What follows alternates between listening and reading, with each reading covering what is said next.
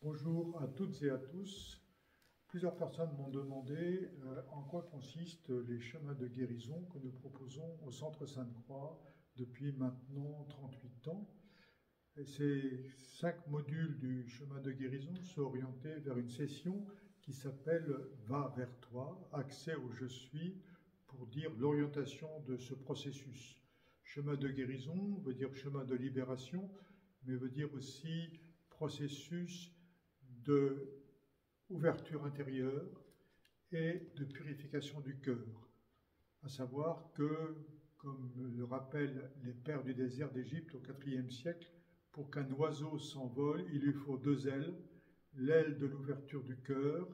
de l'ouverture sur la dimension profonde et infinie de notre être, et en même temps purification du cœur, c'est-à-dire le fait d'enlever les voiles, d'enlever les résistances, et donc de faire un vrai processus de connaissance de soi qui amène à dégager, purifier tout ce qui nous portons en nous d'obstacles à la lumière qui jaillit du dedans de nous. Donc ici, un processus qui articule et l'ouverture à la dimension spirituelle et en même temps tout un processus thérapeutique d'assainissement intérieur, de désencombrement intérieur, de désensablement de la source et qui pointe vers justement cette dimension ultime de nous-mêmes que nous appelons en théologie chrétienne la personne et qui correspond à cette injonction de Dieu à Abraham dans le livre de la Genèse. Abraham, va vers toi, au chapitre 12. Ce va vers toi est l'axe qui est posé dans toute la Bible, puisque dès le premier mot de la Bible, le mot Bereshit, il est donné la finalité de toute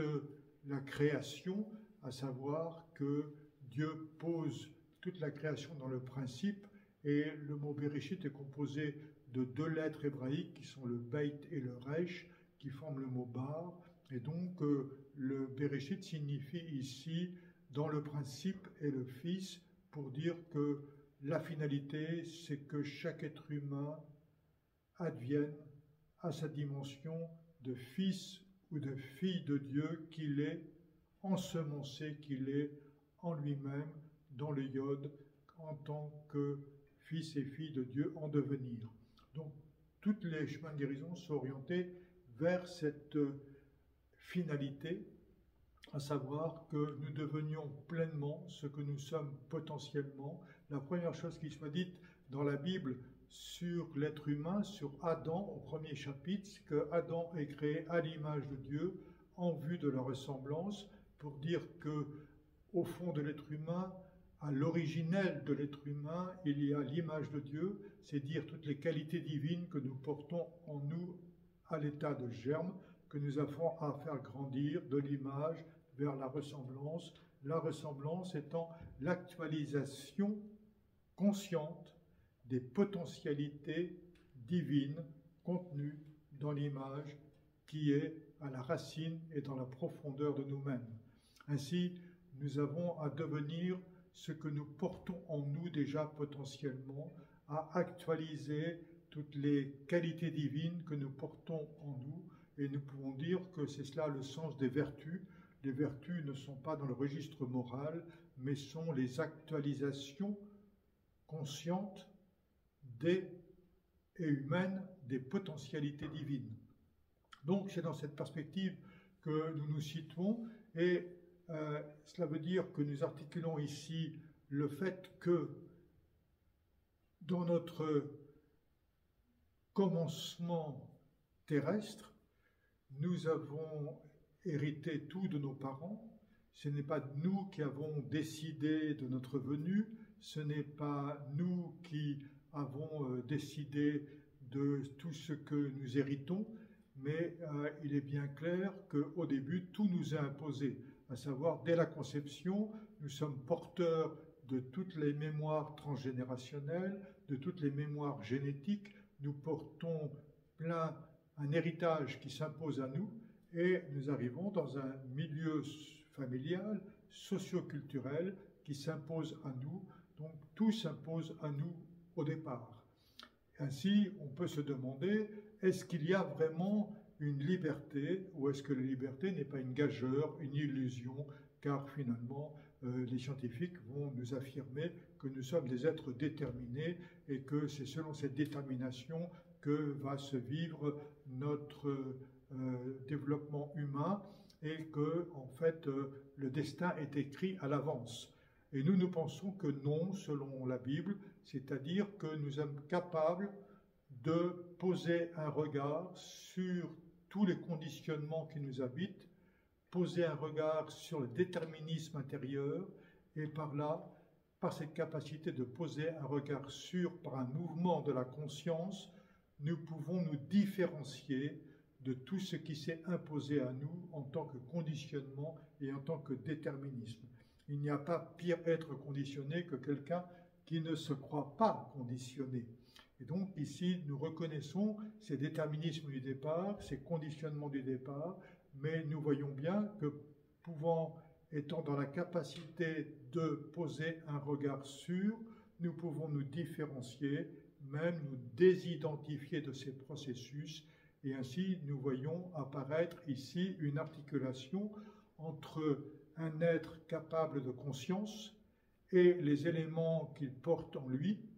qui sont effectivement déterminants tant qu'il n'en prend pas conscience. Nous sommes alors sous l'emprise de ces mouvements, mais nous pouvons passer par les prises de conscience de ce mouvement d'asservissement vers un mouvement de libération. C'est tout le chemin biblique, pour nous le dire, qui est le passage de l'état d'esclavage en Égypte vers la terre de liberté,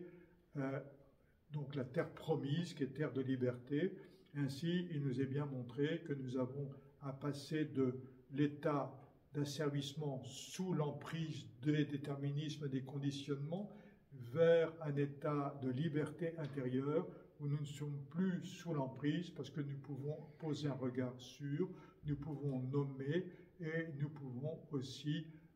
ouvrir un espace, un rapport de liberté par rapport à ces conditionnements et par rapport à ces déterminismes. Et ainsi se profilent tous les chemins de guérison et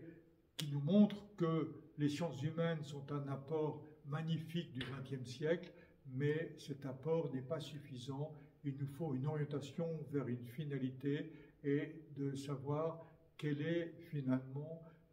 le devenir ou notre devenir. Et donc nous pouvons articuler les choses de cette manière. Au départ, tout s'impose à nous. Et ensuite, ce qui est important, c'est la trajectoire du sujet conscient, ce que nous allons faire de ce que nous avons reçu, passer du subi au choisi, passer de l'asservissement à la liberté, et finalement faire advenir un sujet responsable et libre de son propre devenir. Donc nous sommes par la liberté, comme le disait saint Irénée de Lyon au IIe siècle, saint Irénée de Lyon, disciple direct de saint Polycarpe de Smyrne, disciple direct de saint Jean l'évangéliste. Ce que affirmait déjà saint Irénée de Lyon, c'est que par notre liberté, nous sommes générateurs de notre propre devenir et nous avons la responsabilité de notre devenir, autrement dit, de ce que nous faisons, de ce qui s'est imposé à nous au départ de l'existence. Donc nous voyons ici toute une trajectoire. Dans cette trajectoire pointe ici l'émergence d'un sujet qui, au lieu d'être ordonné à ce qui l'habite, advient dans une capacité de poser un regard sûr, de pouvoir nommer pour se différencier et finalement pour s'affranchir de l'emprise de tous les mouvements qui sont inscrits en nous. Nous avons ici une trajectoire royale, une trajectoire que nous avons chacun à vivre, que chacun doit mettre en place. Et donc, il y a ici une révolution intérieure, ce qu'on appelle une métanoïa. Une métanoïa signifie que ce qui importe, c'est que ce que nous allons devenir, de nous tourner vers l'avenir, vers la possibilité d'une transformation intérieure des éléments qui sont constitutifs de nous-mêmes, mais qui ne doivent pas nous déterminer ou nous enfermer. Donc le chemin de guérison est un chemin de libération et il articule la dimension thérapeutique, la dimension spirituelle, se vit dans l'incarnation parce que c'est toujours dans le corps que ces transformations se vivent et donc l'accent est mis sur la transformation intérieure, sur ce mouvement par lequel un sujet va émerger et ce sujet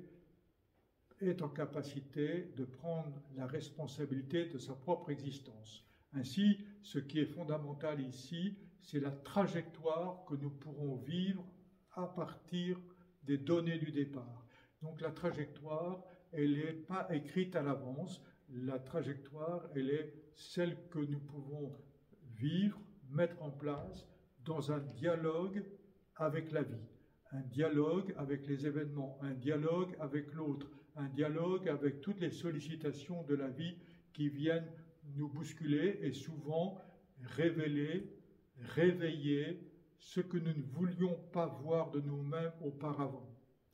Apprendre à avoir les yeux ouverts, apprendre à faire émerger l'observateur en nous, l'observateur qui peut poser un regard sûr pour ne plus être sous l'emprise d'eux.